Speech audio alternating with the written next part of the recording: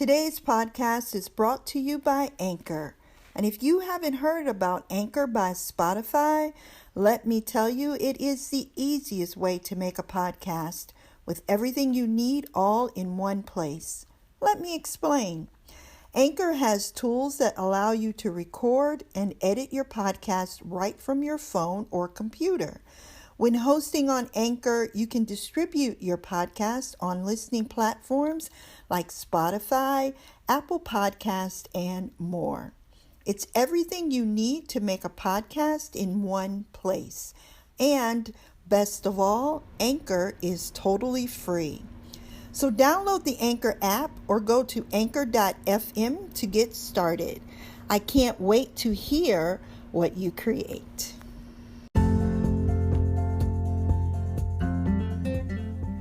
You are listening to the award-winning Welcome to Your Life podcast. I am your host, certified coach, yoga teacher, and founder of the Courageous Women's Book Club, Renee Reed.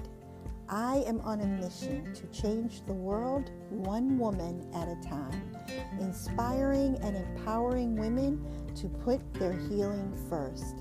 As daughters, wives, mothers, sisters, and friends, we do so much for others. It's time we remind ourselves that we matter. If you are ready to heal, connect, and grow, you are in the right place. Let's get started.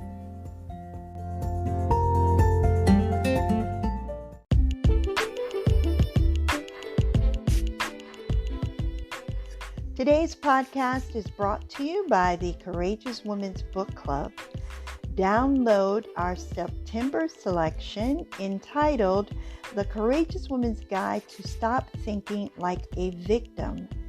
This month's selection comes with an ebook and workbook bundle, and you can get both for only $5. Do you want to stop feeling like a victim of your circumstances and take control of your life? Whether you are dealing with a chronic illness, grief, still reeling from a traumatic event, or picking up the pieces of a broken heart, thinking like a victim will only delay your progress and leave you broken emotionally, physically, and financially. This ebook and workbook will help you to find your inner strength and become the warrior you were meant to be. Buy a bundle for yourself and one for someone you love. $1 of your purchase will go to help the Atlanta Mission continue its mission of supporting, clothing, and feeding homeless moms and their children. Thank you so much for your support. Now, on with the show.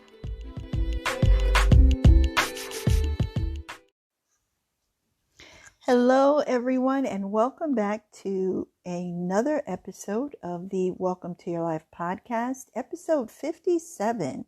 Today, we are talking about 5 things every single mom should consider before dating again. Listen, I get it. Being a single mom can be lonely. Being a single mom can be scary. And like everyone else, single moms want to be in a stable, loving relationship. The problem happens when we try to manifest those relationships before we've gotten ourselves, our children, and our households in order. When I learned that my ex-husband had started dating, I jumped head first into the dating scene. After 20 years of being with one guy, I thought, not smartly, how hard could it be for me to find someone new? He did it. So I tried to meet guys on dating apps, in clubs, through mutual acquaintances, but I wasn't ready, and my children weren't ready. Maybe like me, after seeing your ex with someone new, your first inclination is to find yourself a new partner. I had to learn the hard way that whether I was dating or not, my household was complete. And that's what I want you guys to understand. Whether you're dating someone or not dating someone, your household is complete because you are complete. Today, I want to share with you 5 things that I think every single mom should consider before they start dating again.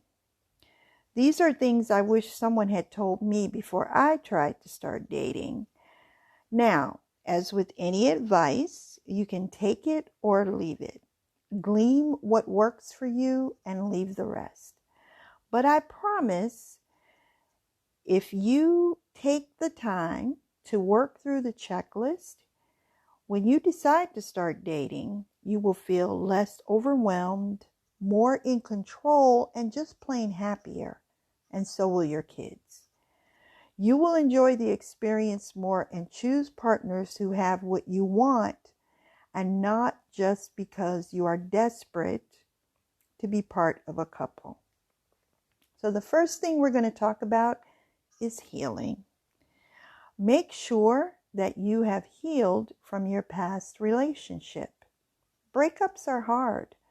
Often we blame the other person as much as we blame ourselves.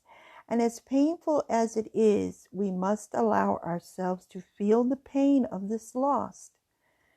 In my 12 years of working with single moms, I have found that it doesn't matter how atrocious the relationship had become, or even if the breakup was a mutual decision and you parted as friends, we still need to take the time to grieve. So allow yourself time to go through the grieving process. The time is different for everyone. Ending a relationship in which you have invested time, energy, and love will be hard on you emotionally, physically, and possibly financially. One surefire way to sabotage a new relationship is to bring the unpacked baggage from your old relationship into the new one. The second thing I want you to consider is to make sure your kids are adjusting. Breakups are hard on kids, and like you, they have come to depend on that other person being in their life. They need your assurance that everything is going to be okay. So sit down and speak with your children, answer their questions, and explain how things are going to work from now on, including visitation, living arrangements, and who will pick them up from school. Your child may be dealing with some anger and grief now that your ex and you have called it quits. So make sure that you have a stable routine and don't be afraid to find some professional help. As a former parent advocate and case manager, I helped moms and dads find licensed professional counselors to help their kids deal with anxiety and depression. Some kids have a harder time than others processing the change in their family, and they may begin to act out at home or at school. It is possible to deal with a brand new relationship once your kids have started to adjusting to the fact that you are no longer with your former mate. Trying to do it before they have gone through this adjusting process will make your brand new relationship impossible to manage. The third thing we're talking about today is organizing your household. Create a morning and evening routine for yourself and your children. Routines help children to feel safe and more in control. It will decrease the amount of overwhelm you feel when trying to get through your day and deal with your feelings and their feelings. So get out the calendar and some pretty markers and assign household chores. Schedule homework, mealtime, after-school activities, visitation, and family time. To make your mornings less stressful, you can lay out everyone's outfit for the following day. Make sure backpacks and lunches are packed. sign all school-related paperwork, and even set out the breakfast plates or bowls for the next day. As moms, our number one job is to ensure that our children feel safe and secure in their environment. I promise, when they feel safe and secure, you will be much happier.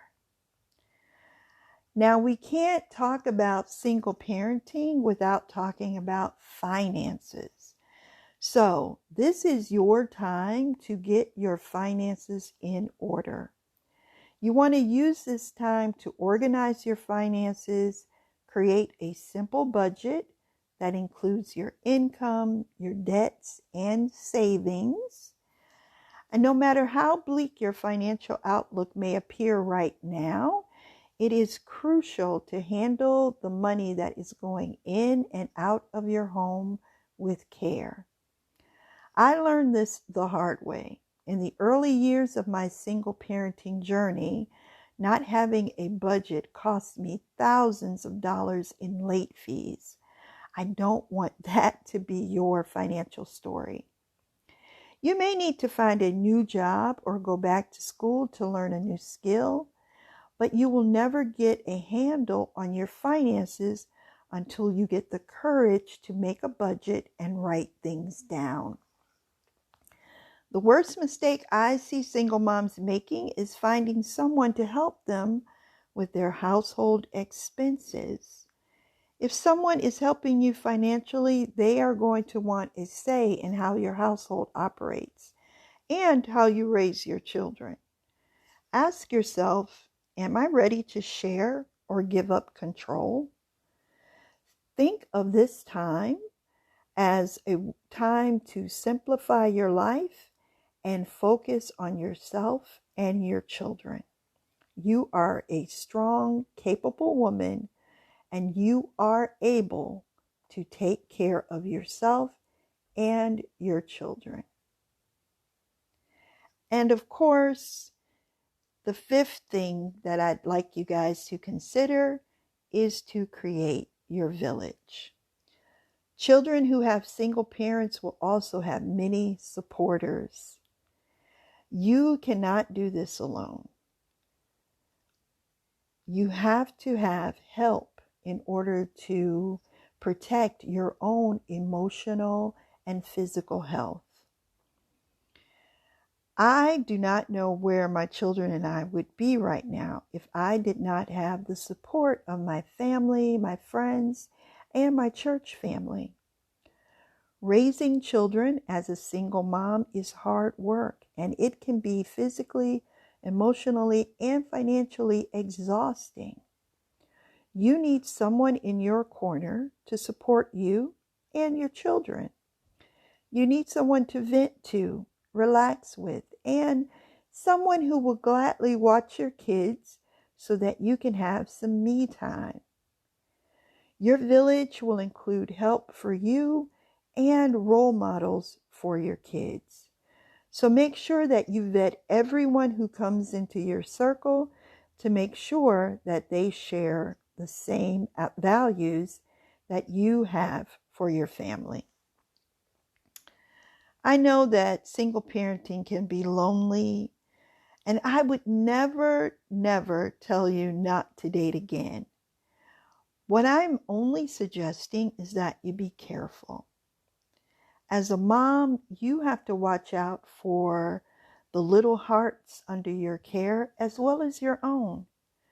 So following one or all 5 of these tips will help you to be sure that you and your children are ready when you invite a new personality into your household. So ladies, what's your advice for single moms in dating? Share a post in the comments, or you can share a post on the blog at www.welcometoyourlife.live. Talk soon.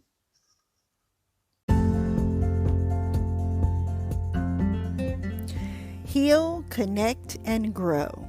Ladies, join us At Welcome to Your Life, we are creating a community where women feel safe, connected, and loved. Inside of the group, you will find additional trainings and support to inspire you to put your healing first and create the life you want to live so that you don't get stuck living the life you have. We are changing the world one woman at a time. So join us. Don't let trauma, heartbreak, or grief prevent you from stepping into your financial, physical, spiritual, and emotional power. Let's take this healing journey together. Just click the link in the show notes or head over to our Welcome to Your Life Facebook page and click on group. Just answer the 3 questions to join, and we will see you on the inside.